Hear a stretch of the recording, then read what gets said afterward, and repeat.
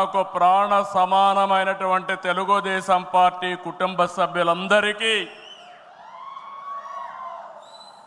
స్వాగతం సుస్వాగతం. పత్రికా విలేకరులకి మనస్ఫూర్తిగా స్వాగతం.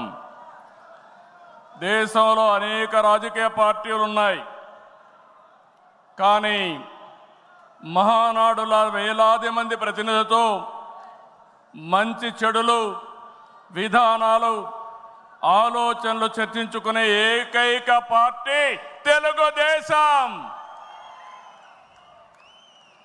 ప్రతిపక్షంలో ఉన్న అధికారంలో ఉన్న మహానాడు అంటే అదే జోరు అదే హోరు. మీ ఉత్సాహం చూస్తే నా మనసు ఉప్పొంగుతా ఉందని చెప్పి తెలియజేస్తున్నా. రాయలసీమలో మహానాడు అంటే తిరుపతిగా ఉండేది. ఇప్పుడు తొలిసారి దేవుని కడపలో, అది కూడా కూటమి ప్రభుత్వం ఏర్పాటైన తర్వాత తొలి మహానాడు కడపలో ఏర్పాటు చేసుకుంటున్నాం.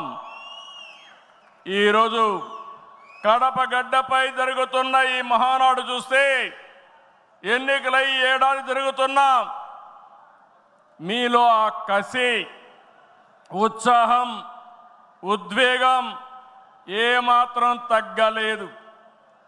నేను చాలా మహానాడు చూశాను. దగ్గర మనం చూస్తే 34 మహానాళ్ళు మనం జరుపుకున్నాం.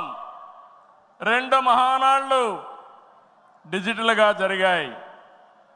అయితే ఈసారి కడపలో, దేవుని గడపలో జరిగే మహానాడు ఒక చరిత్ర సృష్టించబోతుంది.